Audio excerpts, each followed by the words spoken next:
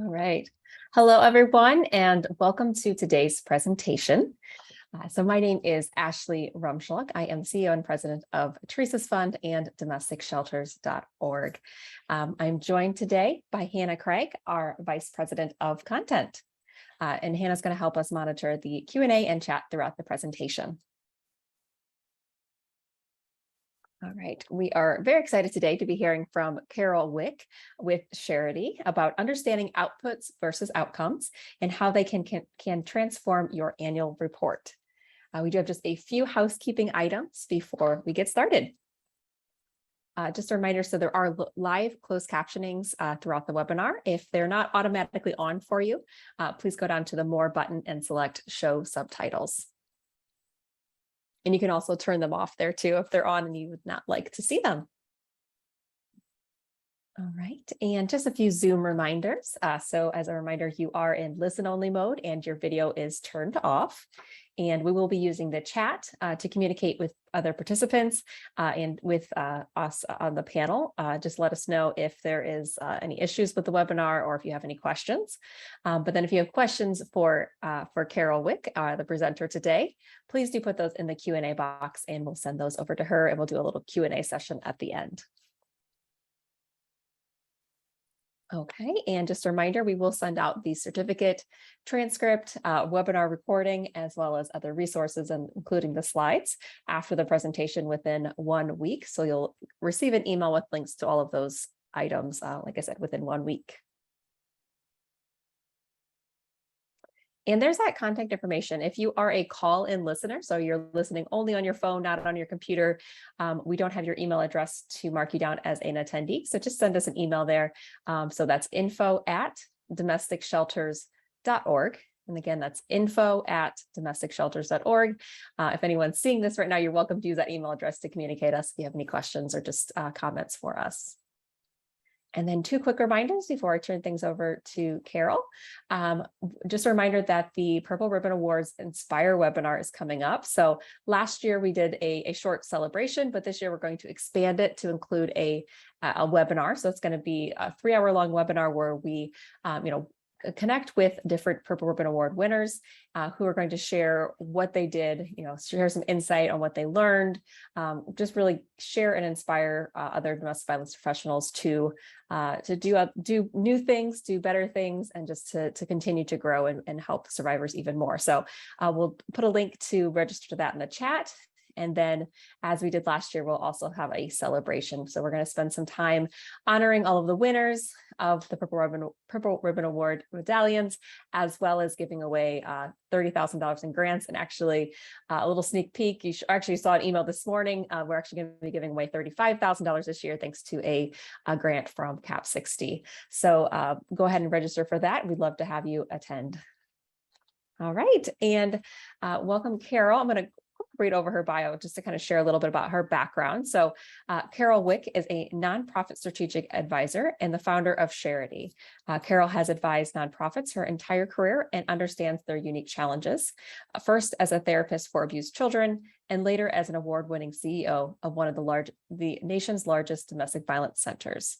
She has accumulated a depth and breadth of invaluable experience, and Carol's expertise lies in turning around struggling organizations, helping them achieve financial stability through her business acumen, and helping them build lasting community partnerships via her advocacy. Carol, it's such a pleasure to welcome you back. Thank you so much for being here. Thank you so much, Ashley. I'm really excited to be here today and I'm thrilled to be able to present this information to you today. One of the things that I got to see as a judge for the Purple Ribbon Awards was I was able to look at and evaluate some of the annual reports that people sent in. And having been a CEO of a domestic violence shelter for a decade and been in the field now for about 30 years, I've seen a lot of annual reports, and I've also used them to be able to fundraise. And not just fundraise, but also engage people in the mission that we're doing and social change work. And what I've seen over the years is that while the rest of the nonprofit sector, for the most part, has started to move to more outcome-based reporting, violence against women seems stuck in this output communication to their donors and to their stakeholders, and it's hurting them. In fact, philanthropically, when you look at all of the money that is donated, the billions of dollars that are donated every single year, just here in the United States, less than 0.2% goes to ending violence against women. And I think a lot of that has to do with the fact that we're just not communicating what we're doing in a way that really talks about the impact of the work. We're doing the work, it has impact, but we haven't gotten out of talking about outputs instead of outcomes. So I'm going to do two things for you today. I'm going to go ahead and share my screen, but I want today to not just talk about outcomes and outputs in your annual report, but I really want to share with you how we are going to use that tool to communicate to people, to bring them in and help them understand just exactly what it is that you're accomplishing. And you will be amazed. It will transform those conversations. It will also transform your board. I've gone into a lot of organizations, pulled one of these impact reports together, and immediately started to see board members light up and open doors that before they were hesitant to open, because now they have that way to communicate to their friends and people that they're, have relationships with, and they know they're not going to look silly because they're not being able to talk about the actual change that's occurring. So I love this cartoon, and I share it on when I do a lot of trainings, but there's a lot of us that think, gosh, if we could just find that donor. And unfortunately, I work with lots and lots of clients, and many of them have received money from Mackenzie Scott. All of a sudden, just this windfall, millions of dollars. And fortunately, most of my clients have a really good business plan, and it doesn't really affect their business plan much. It might just accelerate it a little bit. But one of the reasons that they're getting those windfall donations is because they're vetted, and it's very clear the outcomes that they're producing. And when you talk to the people who are vetting Mackenzie Scott's potential recipients, they will tell you that having a good plan with a multi-year budget that covers that plan and outcomes are the most important things that they look at before they make a donation. So this idea that you're just going to have one philanthropist who's going to fall in love with you and then fund you for the rest of your lives, we all know that's not reality anymore. And I think COVID especially has taught us that funders that we relied on can shift on a dime, suddenly address a pandemic, and then money that we really relied on is gone. I know probably a lot of you may have received VOCA money, the Victims of Crime Act, and there were huge cuts in VOCA. And I know a lot of individuals who were telling me that their organizations lost 20, 30, even 40% of their VOCA funding over the last 2 years. So we have to be more dynamic, and we have to be more nimble, and we have to let go of this idea that there is one philanthropist or one even government funding source that we can rely on. And we have to be ready and prepared to expand and start to talk to stakeholders differently. And feel free, as I'm going through this, ask those questions. Ashley, let me know that you've asked a question. It's easier for us if you do it in the Q&A, but if you throw it into the chat, we'll catch it too, or if you're live on Facebook. So the first thing is, what is outcomes? And I will tell you, and this is what actually started the conversation about this webinar, was that every single entry, I think there may be one exception, that had an impact report or an annual report that they submitted. They were almost all outputs. And a lot of times we really don't understand the difference. So we're going to talk just briefly about what's the difference. What are outcomes? So outcomes are things that show lasting change. Outputs, and this is the easiest way to know whether you're talking about outputs or outcomes, if you can count it on your fingers, even if you talk about it in a percentage, you can count it on your fingers, it's an output. If it is something that is a long-term change that happens after the output, and I'm going to go into this in a little bit more detail, it's an outcome. But what we know from consistent research is that 78% of organizations that deal with violence against women, domestic violence, sexual assault, all of those types of victim advocacy services, 78% of them report their outcomes. And they call them outcomes, but they were actually reporting outputs. And this is consistent. When we go in and we do studies, when we do surveys, we did a survey that covered all of North and South America. Actually, we did that in partnership with several organizations, including domestic shelters. And consistently, 70 to 80% of all of us are talking about outputs and calling them outcomes. And those are things like nights of shelter, number of counseling sessions, the number of hotline calls, the number of safety plans, the number of people we served. Instead of talking about what happened to those people because we served them. And that's the real question. And I was meeting with a donor who literally is going to buy a building for this client. And before he wrote the check, he said, I want to know what the end game is. Because just because I buy this building, there's still going to be people coming in and there's going to be more demand than they can meet need. So what's the end game? So we started talking about jobs and we started talking about career services. And this is not DV, this is a different issue, but we started talking about what the end game was. Major donors, the ones who are going to write really large checks, want to know that you're not just churning out numbers. They want to know what happens because those people have contact with you and your organization. And they deserve to know that. And while only 22% are outcome focused, 80% of donors say we want to see outcomes. So when you miss that, when you send out that impact report that you spent all this money on, either electronically or hard copy, and it has nothing but outputs in it, donors are disappointed. They may not verbalize that, but they are disappointed. They'll see that you're working hard, but they really don't have any idea of that all that hard work is having any kind of impact. And I want to add this one last piece, that a lot of times when I work with organizations and they are output focused, sometimes they find out that all of that hard work that they're doing really doesn't have an impact. And we're going to talk about some examples in this. So here's kind of how you can walk yourself through. So when you're thinking about your impact, what you're thinking about your annual report this year, your input are all the things that come in to your program. You really don't have a lot of control over it other than maybe through marketing and stuff like that. So this is like, then somebody picks up the phone and they call us. That's an input. Somebody comes into your shelter if you have a shelter, or they come in for services and they get an intake.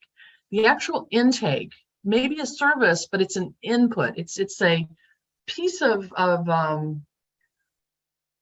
people, data, whatever it might be, but it's something that's coming into your program. You haven't really done anything that's going to make any kind of change at this point. It's the raw material that you have to work with. It's the total number of people that you potentially can serve, that the number of people that are ordered to BIP. They're ordered to BIP. That doesn't mean that anything's good's going to happen, right, or bad.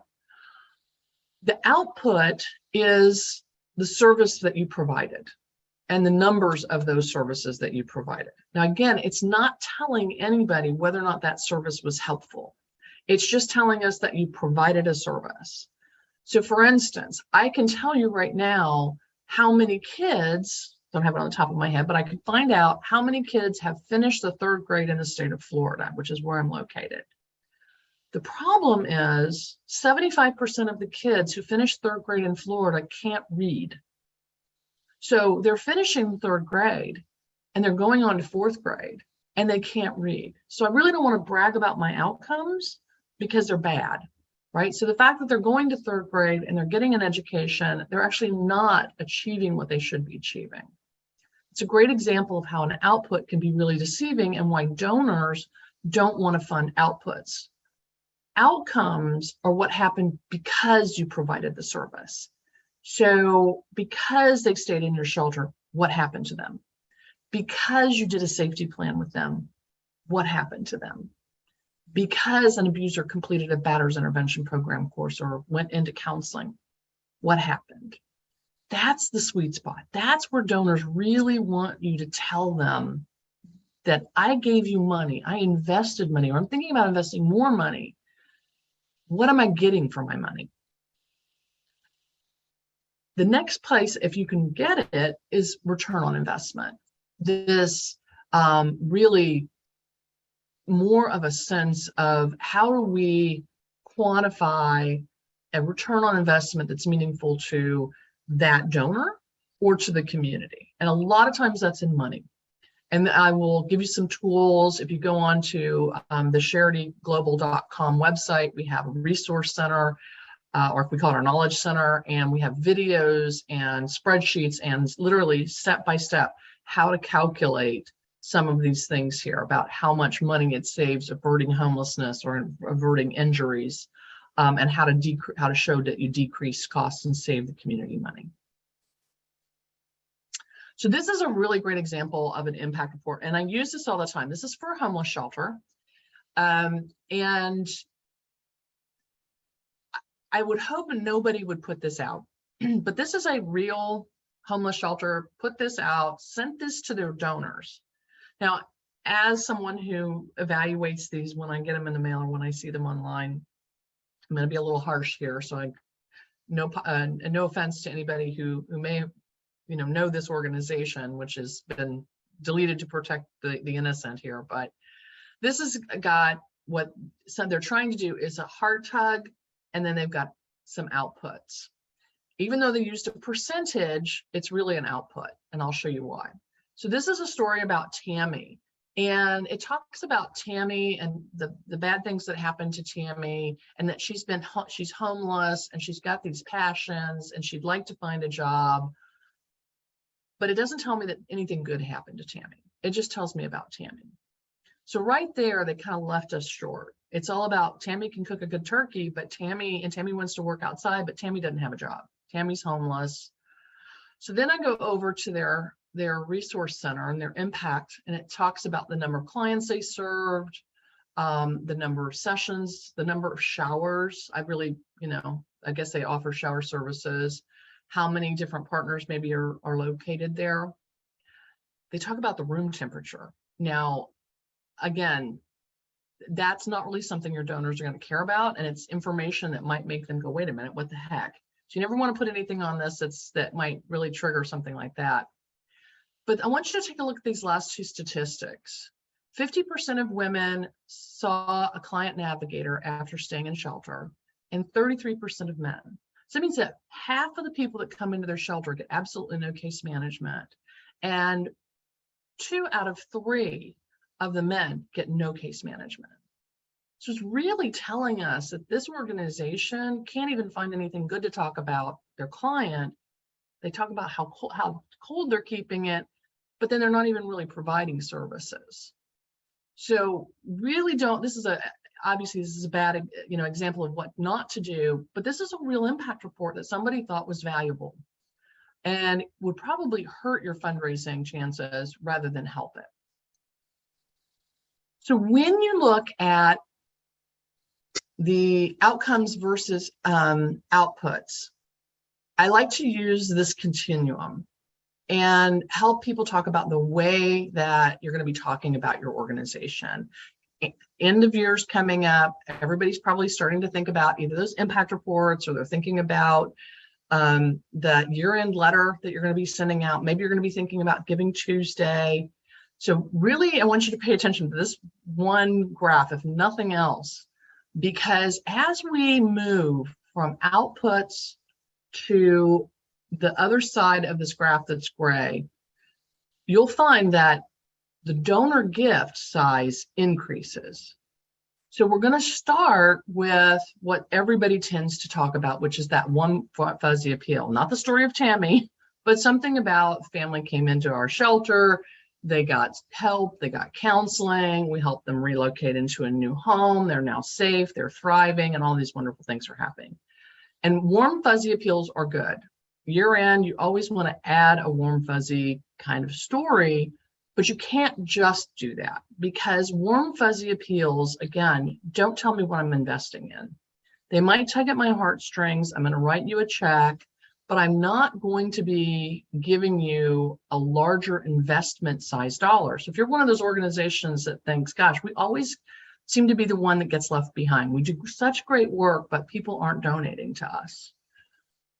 It's probably because you're stuck down on this one end and you're focusing on that warm fuzzy and heartstrings, and you're not moving and adding in some of these other components. So we also can talk about anecdotal, and especially when you're talking about violence against anyone, you don't want to really talk about the actual victim. You want to talk about maybe an anecdotal example, about maybe talking about the numbers of survivors that might be in the community, or just kind of giving a make-believe story. And I'll tell you, one of the powerful things that I did one time was I actually used my own story, but I didn't tell people it was me. I never told them during the presentation it was me, but I actually wrote my story out about being a professional and being in an abusive relationship, and about how I'm not going to tell you my name, but I could be actually standing here among you and you wouldn't know it, and described my relationship. It was incredibly powerful. But again, it got people more interested, but then I left them kind of hanging there. I had to take them on to the next step. And, we have to, as we're starting to cultivate people, whether we want to do social change work or whether we want them to become donors or volunteers or however we want them engaged, we have to move them up this ladder. Next is descriptive statistics. That's going to be talking about women, talking about LGBTQ, maybe trans individuals that you serve. Stakeholder surveys are things where you see 75% of our clients love us. Maybe even that's a pre-post test, which I will tell you, donors will say to a lot of my clients, I really don't care what they learned. I want to know, do they do something with the information? Again, output versus outcome. And then we talk about economic impact, but really where the highest dollar figures are going to be the organizational ROI that your organization is having.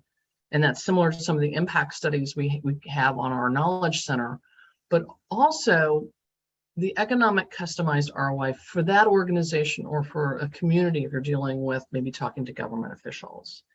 So the further you can get down here, you never want to leave that warm fuzzy appeal behind, but I can tell you, I just did a 7-figure ask for a client, and being able to talk about the economic impact that this organization was going to have on the region, and it was like $51 million a year once they had completed this project. Immediately, we had everybody in the room perked up. They were listening. We showed the warm fuzzy, but it was the customized ROI that really got their attention and started their heads thinking about, okay, how can we make this happen? How can we write a check?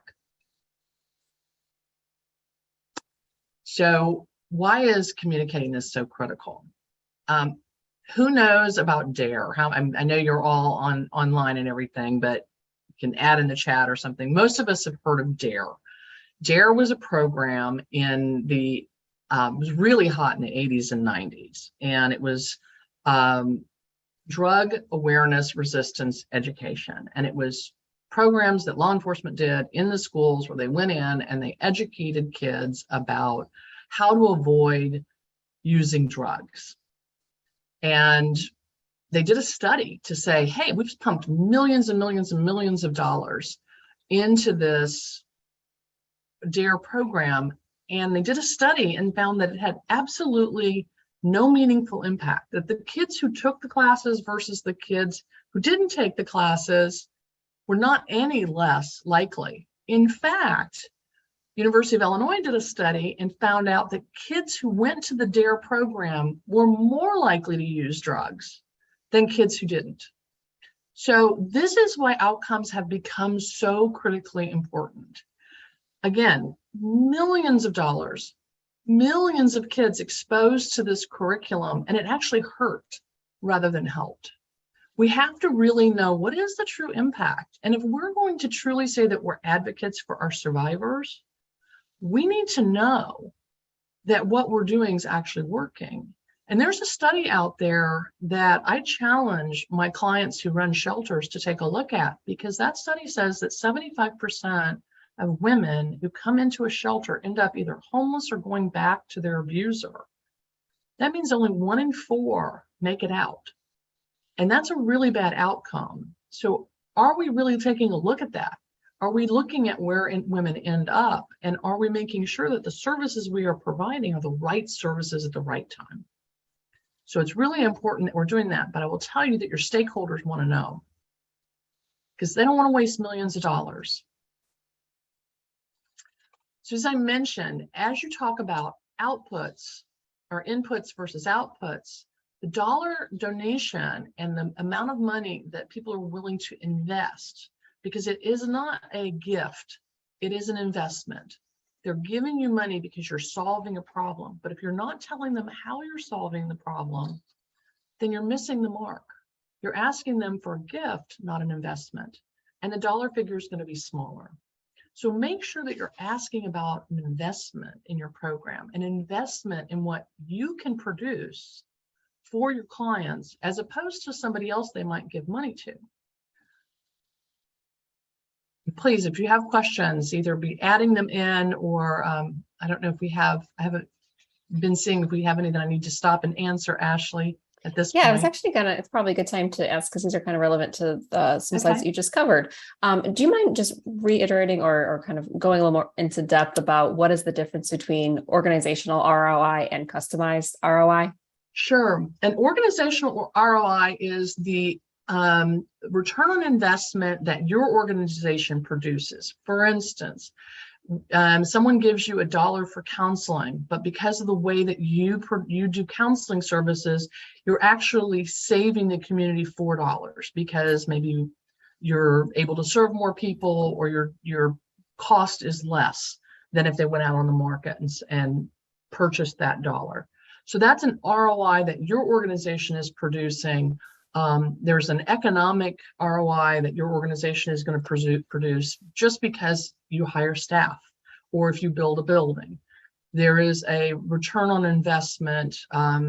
There's multipliers of every dollar that you spend. So that's your organization's ROI. The number of people you keep from being homeless saves the community money. Customized or ROI is where you use something like the Texas Health Cost Calculator. And you go into a company and you talk about how implementing domestic violence policies and procedures and working with you to make sure that they have a safe workplace will save them money in productivity, in lost work days, mental health and medical. And you can actually calculate the number of women at their offices in their company that may be injured by their intimate partner in the next year. So that's a customized ROI. And that's really important, because now all of a sudden, it's not just, okay, you're doing a good thing for the community, but you're doing a good thing for me. And I can tell you, we used to do a lot of work with Universal Studios. And there were many times that we were able to go in and partner with them and avert workplace shootings. They were huge supporters of ours in so many different ways. And we became a partner with them, as opposed to someone who was just coming and asking them for a gift or a donation. Yeah. So essentially it's customizing it to the person who's hearing it. It's not just like overall arching ROI. Very good. And then one other thing, and maybe this is something to follow up on afterwards, but are you able to share the name of the study, or maybe a link to the study that you referenced about the 75% of women who go to shelter end up homeless or back with the abuser? Absolutely. I'd be happy to send that. It's actually referenced in our economic impact studies that are on our Knowledge Center. You can download those for free. It's also on the Ending Violence Against Women and Children Center for Capacity Building, which is on our website.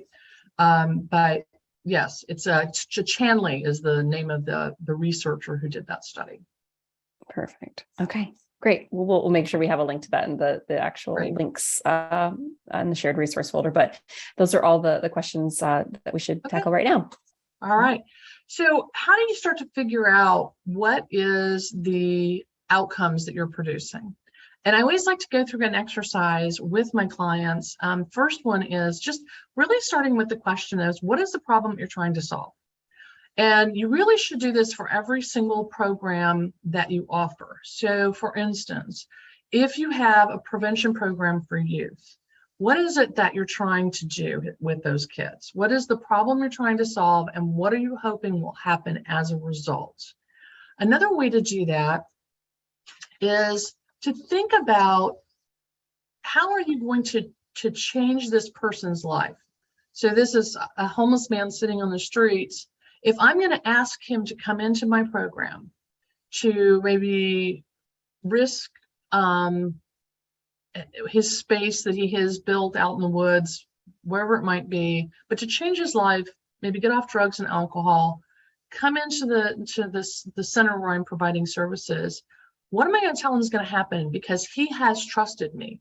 And when we're doing services around violence against women and children and men, we have to think about that, because if we're saying you pick up the phone and call our hotline, what guarantees are we giving them? And I know we often will say we can't guarantee anything, but really, what is it that we're promising them? What are we telling them that might happen because they're risking their life to leave that abusive relationship? And we always all know that that's the most dangerous time, when someone leaves their violent partner. So what is it that we're telling them that we're going to offer them, provide them, that might happen if they actually put 100% into this? And that's really important, because I don't know that a lot of organizations really sit down and do that. It's a huge risk to take advantage of domestic violence services. It's a huge risk to take advantage of sexual assault services, and admit maybe that you went on a date and ended up your partner raped you, and now you're going to go to police and go through all the challenges that come with that. It's a huge risk to be re-traumatized. What is our guarantee? And granted, I know you can't guarantee, but I'm just asking, how would you sell this service to that person? That's your outcome. So, all right, come into our shelter. What are we telling you will happen because you came into the shelter? And start listing those things. We're going to take your child through a 6-week prevention program. What will happen as a result? You're going to come in and take our hour-long course. What's going to happen as a result? What will you be able to do with the information? So these are, again, some questions that you can start with. How would you sell the service? If you had to go out and market the service, not just tell people that the service is here, but you actually had to sell it like for-profit businesses sell their services, what would you do? What would you say? Again, what would they be getting? They participate in this program, what will happen? We used to do, the regular DV 101, we called it recognize, respond, and refer. And our goal was that people who took that class would recognize that someone was in an abusive relationship.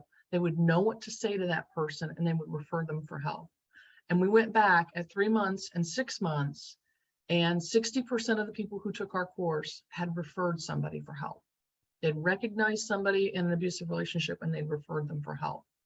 So it was, again, the funder was thrilled. But we took that extra step to get that data and that information to make sure that what we were doing wasn't just training somebody for an hour because a grant said we had to. It was that was actually having an impact. And then what guarantee would you be willing to make if they gave 100% effort? If they told you, yes, I'll do every single thing that you tell me to do, what would you tell them that should happen or that will happen? All right, so we're going to test your knowledge now.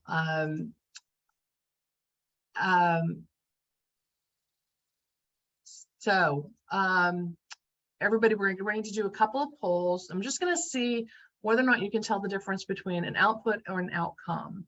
So this first one here, these are all organizations. So just answer question 1 with this one.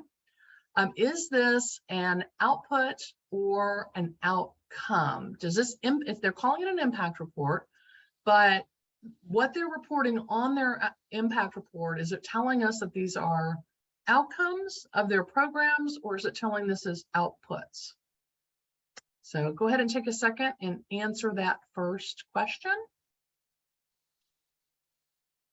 And Ashley, I'm not sure if we can see the one by one, or if they have to take all three. Yeah, that's the thing. I should have done them each separately. So my apologies on that. But I can read the results as they come in.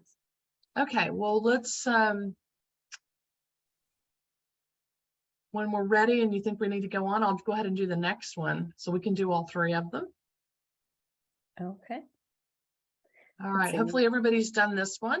Yeah. So this obviously is an output. Again, think about things you can count on your fingers. So 1,700 volunteer hours, 2,023 individuals served, 18 clients served through their counseling program. They did a lot. This was a group that was incredibly busy. I'm sure it was great work, but all it's telling us that is that they were really busy. It doesn't tell us what happened because the clients actually did the work. All right, here's the next one. Output or outcomes?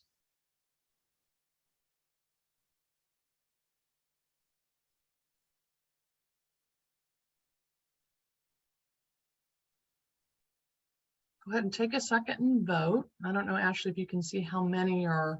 We've got about 19 people. So yeah, we'll give a couple more seconds here. And just to clarify, this one's a little trickier. Yeah, it's a little bit trickier, especially with the first one there. And we're just looking at the second question right now, just for everyone to know. Yeah, this is the second question. So please answer on question number 2. Is this outputs or outcomes? And I'm just realizing that they have to submit all the questions at once for them to come through. So my apologies. I'm not sure this is working quite as well, but we'll keep it open as we see the additional slides. All right. So this one is, again, like a little trickier because it talks about dollar figures. But again, it's how much money was invested. That's actually not even an outcome or an output, is it? That's an input. That's information, that's resources invested in a program. It really tells us absolutely nothing. It just tells us what your budget was. And then, of course, everything else is an output. We don't have any outcomes in here at all. We had kids screened, we had people trained, we had books provided. We don't even know if people read the books, right? So this is actually not impact or outcomes. This is all outputs. All right, so our last one here. Outputs or outcomes? Now, some of these, I will go ahead and say the first one up there is an output, but other than providing the number of counseling hours, take a look at the rest of these. And once you're done, this is question 3, go ahead and submit.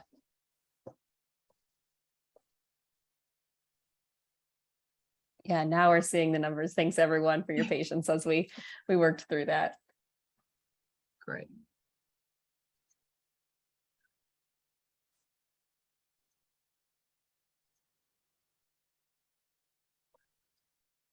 See if we can get up to 60% here. We're at 55. All right. Okay. So this one, as I mentioned, this is actually, there's that Chanley et al. Study I was just mentioning.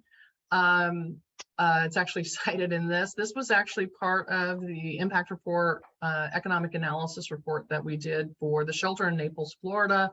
You can actually see a copy of this on our website.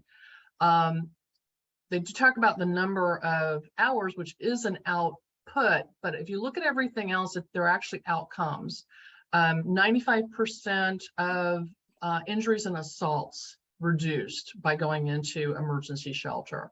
$52 million of economic impact to the community. And for every $7 donated, or for every $1 donated, $7 was returned in value of services. And this is similar to that one I was mentioning about for every $1 that they people provide for counseling, they save taxpayers $5. So they actually save taxpayers $120,000 just because they were providing counseling to survivors of domestic violence. So this is a great example of outcomes, specifically around organizations that provide services to victims of survivors of domestic violence. So looks like most everybody got these right. We had a few folks that thought they were outcomes. Remember, if you can count it on your fingers, it is an output, not an outcome. So thanks for doing that. Are you able to share the name of the organization for that last one, or is it? This is the shelter in Naples, Florida. And the full study, which is about a 30-40 page study, is available for free download on our website. We've also done the same type of shelter. We did a more expanded one for Safe Nest in Nevada. But there are bits and pieces of this that you can actually do very easily on your own, and we have templates and tools on our website for you to be able to do some of this analysis on your own, and even videos that are just kind of walking you through how to do it step by step with the websites and everything. So creating a true impact report. I love impact reports. I think that, especially if you're thinking about not just the end of the year, but if you're thinking about doing any kind of major gifts, cultivation, if you're thinking about and a capital campaign, and when I say capital campaign, I do not just mean for a building. Capital campaigns can be any large fundraising ask. And I'm a firm believer that any major gifts effort should be a multi-year effort and run similar to a capital campaign would be run. It's just that you're raising money for programs and operating.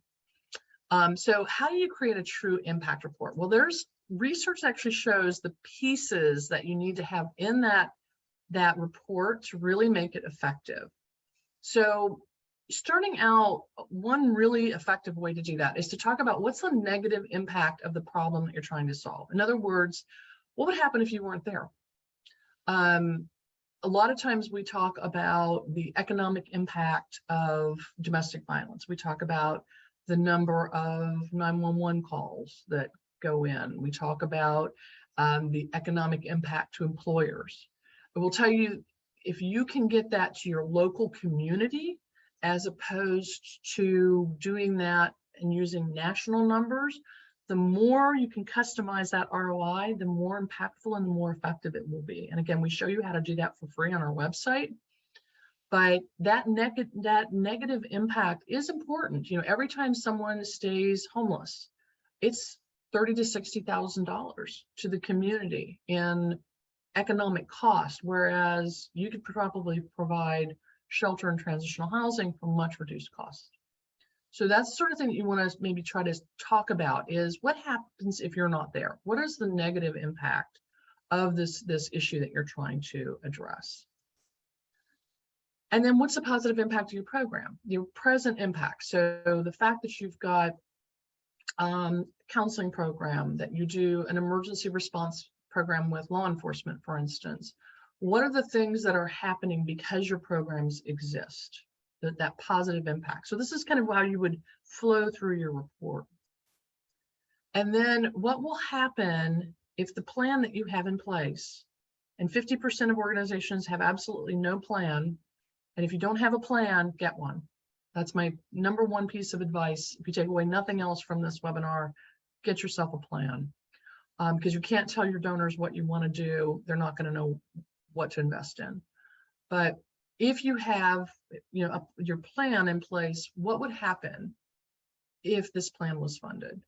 So your vision is to expand into new areas. Your vision is to expand certain programs into new areas. Your vision is to enhance existing services. Whatever that vision is, you have to kind of lay that out in this impact report. So you're talking about the negative of what is the problem you're trying to solve, how you're solving it right now, how you're going to start to really move the needle in the future, And those are the three main components of your impact report. Really, that whole piece about how many volunteer hours and how you spend your money and things like that is really not that important to donors. They really want those three things. So now I'm going to go over with you how to lay this impact report out. And again, there's a lot of science to this, a lot of research studies that have been done. And this is whether you're doing a capital campaign brochure or an impact report, the flow is kind of the same. If you stick with this, you can always be creative, obviously. So you have a visionary letter, either from the executive director, CEO, chair, somebody who has a lot of credibility with the organization should do some sort of visionary letter. And then on the next page would be that this is the problem we're trying to solve. Here's why we exist. This is the challenge that we're trying to face. Here's how we're solving it. Again, these are our programs, and here's our outcomes interspersed with our programs. Doesn't mean that you can't talk about outputs, but you never want to just talk about outputs and call them impact. You want to call them, here's how many, this is the volume of people that we're serving, and talking about how that's an increase or decrease. Talking about who you serve changed, for instance. But then you want to be talking with each individual program, you want to be talking about the outcomes. And you can actually have a whole page of outcomes, or you can have it interspersed with stories and what the program does, and then the outcomes of that. Highlights of your successes. Again, you can either do these as clusters or on your programs where you're hitting all of these, or you could just have a story at the end where you're talking about some of the successes that show those outcomes in real life in a story. Here's your heart tug, great pictures, things like that. You can also add sidebar success stories. So you can either add that story at the end, or you can have those sidebar success stories as you're talking about your outcomes. And then the last part of your report is going to be what's next. You never want to leave people thinking that this is it. You want to talk about where you're going, where you're headed, and how they can help, right? So you want to do an ask. It doesn't have to be a monetary ask, but it can be, here's how you can help. Here's how you can get involved. And what's going to be happening over the next year or two. Again, part of that report that you have, that strategic plan that you have. All right, so what now? So now you've got this beautiful impact report. What do you do with it? Well, you want to make sure that those outcomes aren't just in that impact report, but you want to make sure that you're looking at your donor base and you're segmenting it, and you're knowing who needs to get hard copies, and with a personal note from someone who they consider a peer, maybe a board member or something like that, and then who should just get an electronic copy. You really shouldn't be printing these out for everybody in your donor base. It really should be something special. Also, would be that thing that you take with you when you go to face-to-face meetings. Send it before you send your year-end ask. So this should go out in October if you're sending a year-end ask in November. And if you want, we also have a year-end calendar free for download on our website, where you can get an entire calendar of when everything should go out for your year-end. Use it to open doors.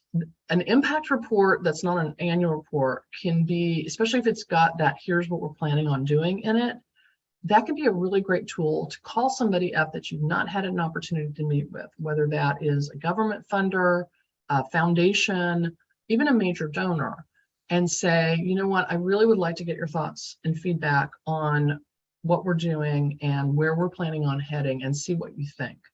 A lot of times it's better to do that in a rough draft form, not in a fancy document, but you can always use this to say, I really want to just sit down and talk to you and get your thoughts about where we're headed. And then really listen to them. Don't do an ask. Just, the only ask you would do is, who else should I be talking to? But using that to open doors is a really good tool. And then you can actually use it for a feasibility study. So done right, you can craft it as more of a draft tool. Like I said, you can do it as more as a Word document rather than a slick, fancy printed document, and use it almost as your own mini feasibility study. And I'm a huge fan of not paying for a feasibility study, but in fact doing your own. I don't think you should hire a consultant to do that. And put it into a deck. Put it into a PowerPoint deck And use it when you do Zoom calls with donors. Use it when you are going out and meeting on I use it on an iPad.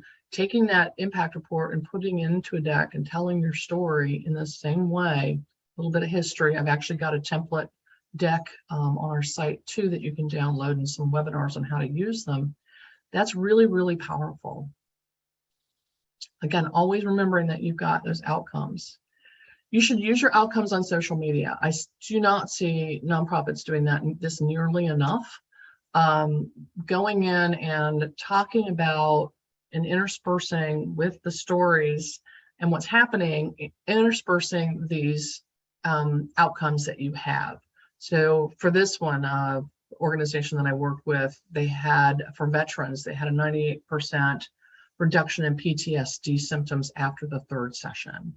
And we started interspersing those outcomes in their social media so that people were understanding where their money went. So if you donated to the veterans program, they knew that that was having a really positive outcome. And then do personalized thank yous. I love doing little videos for donors, actually highlighting and saying thank you, having a staff member or volunteer. We used to do what we called a thankathon, where we would actually produce about 25, 30 of these little mini videos, fairly inexpensive. You can do it with your iPhone, especially these days, and video editing software is really inexpensive or free. I mean, everybody knows how to TikTok, right? And talking about what they specifically helped fund it, and then the impact of that, the outcomes that happen as a result of their gift, and really making it meaningful. Because of you, 226 families moved into permanent housing last year. Giving them a little story with that. Again, 3 to 5 minutes, something that's good for social media. Those are really, really powerful, or even just having a thank you note written that way. You want to connect your outcomes to the dollars invested. You want to make sure that you're doing that right back to that donor so that they're knowing that the dollars they spent and how those outcomes are impacting their continued support of your organization. And make sure that you're telling them, should be care about most, should be a T there, but make sure you're telling them about the ones that they really care about. And I actually love, having them sponsor families and then being able to talk about the families that came through and how they made that happen. All right, I'm going to take a bunch of questions now, but I wanted to just share with you kind of just quickly the services that we provide. We do economic impact reports. I think they're great when you're doing any kind of major gifts campaign. We have lots of tools and templates out there. We can help you structure your impact report or help you develop outcomes. And also we're registered in lots of different states. We do work all over the world, but we're really good at developing a major gift strategy, especially for organizations that address violence against women and children. So with that, I'll take your questions. Well, thank you so much, Carol. This is fantastic. I have copious amounts of notes here myself because it's such valuable information. So thank you so much. So let's try to get to as many questions as we have, about 7 minutes left. And I think this was a good one to start off with, just to kind of, I don't want to put words in your mouth, but I imagine this was more the intention behind it. You mentioned, we talked kind of about how, sharing that survivors go back to abusers is a bad ROI. I know that's not how you intended it to be, because it's probably maybe not the best. There's probably a better way to frame it. Maybe I'll let you kind of address that. Absolutely. And I don't know that I said ROI. If I did, I misspoke, but it's a bad outcome. I mean, it's not necessarily the outcome that the women are looking for. It's certainly not the outcome that most of them think are going to happen. And they certainly don't want to end up homeless. So I think it's a matter of sometimes going back to the abuser absolutely is the safest thing to do. But I think the point there is, do you know what happens to those women? Here in Central Florida, the organization that funds all of the homeless providers, I was having dinner one night with her, and she said the number one pipeline to the streets, to homelessness, was the DV centers. And that's a really sad statement. We don't want women leaving shelter and ending up homeless. I don't think anybody wants that. So that was my point, that especially when I read the study, I was really shocked that 1 out of 4 either end up going back or end up homeless on the streets. And I ran a shelter for 10 years. Sometimes going back, especially if the abuser has gotten treatment and is no longer abusive, we have to let go that families have to be separated. I mean, there's a whole philosophical conversation you can have about that, but really in this instance, I'm just talking more about economic ROI. Yeah. Okay. Thanks for clarifying on that. That was just one question that had popped up. So, Yeah.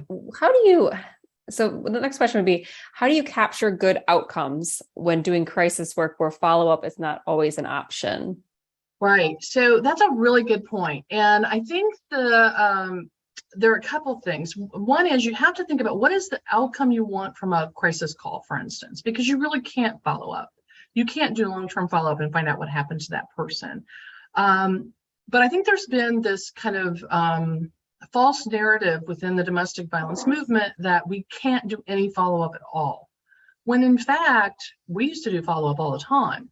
It's called informed consent. It's giving the person information so that they can contact us. It's asking them if they want us to follow up with them. And believe it or not, most women did. Most women and men. We served quite a few men too. And so we would call and we would make sure that it was safe. We were calling from a number that couldn't be traced. And, there are ways that you can do that. And that we were actually doing a lot of service delivery when we did do those follow-ups. But from a crisis call, again, what's the goal? So maybe the goal is when that crisis call is over, that you've made an appointment for the person to come see somebody face-to-face the next day. Or you have completed that safety plan and you know that safety plans, because there's a study or something, you're using a national study as a basis that once someone has a safety plan, this is what the outcome typically is. So sometimes we have to rely on external studies of the outcome of something that we're doing to be able to say that that's the outcome, and we're just tracking those numbers. So there's a way to actually follow through that. Crisis services are difficult when you have someone for a very short period of time. But again, sometimes you're going to have to do outputs, but then you have to be thinking about when you have somebody and they're working with them over a longer period of time, you really can't justify not having an outcome. Yeah, very helpful. So what I touch on one quick question and then kind of give you a chance to share any final statements, but also help people understand what they can get from going to your website. Because other two questions that are kind of outstanding are more so like, how do you do these specific calculations and things like that? Right. But I know a lot of those resources are found on your website, correct? Yes. Okay, yes. Perfect. So let's touch on this question really quickly. So just says, she asks, so of the 3,000 survivors we served in 2021, 23% moved into permanent housing. So that's kind of her stat that she's looking at. It's not a rather large percentage though, but it is life-changing for those who did not return to the abusers. Is that how you would kind of frame it in that way? Or is there a better way? I would take it one step further though. I would say 23% or this number moved into permanent housing. I might even do a little infographic on that. And then I would show the economic impact of that. So people moving into permanent housing, especially if you have a continuum of care in your community, you can actually calculate how them no longer being homeless, because the moment they come into your shelter, they're homeless, according to HUD, how that then reduced and saved the community money for those people. And 23% is a lot of people. So you're going to be able to then to move to an economic ROI and show an incredible economic impact of those people being in permanent housing and the impact that that's going to have in the community. Fantastic. Well, anything else that you'd like to kind of share before we wrap up today?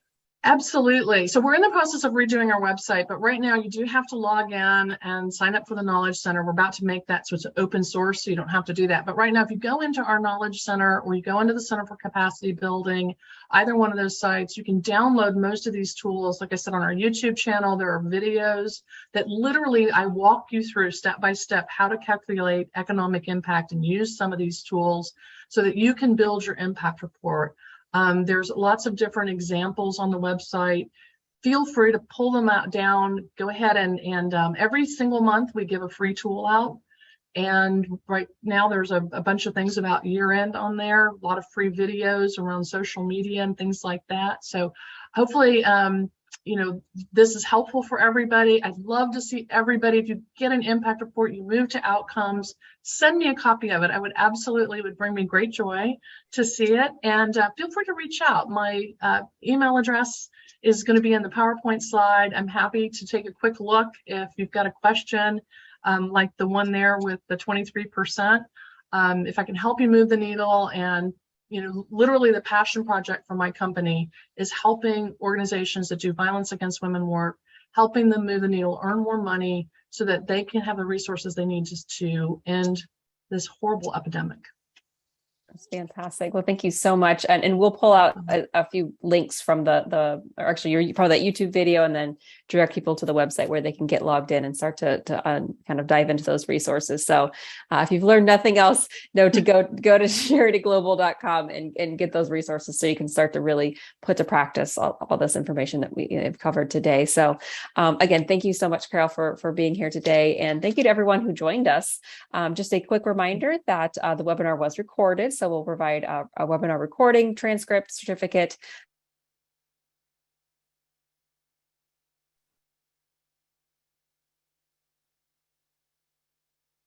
Don't forget to email us at info@domesticshelters.org. Just call in, listeners. If you're logged in on a computer, you don't need to email us. We have your information, but then we'll know where to send all those materials. But with that, we'll go ahead and wrap up today's presentation. Thank you, everyone. Have a great day. Thank you. Bye.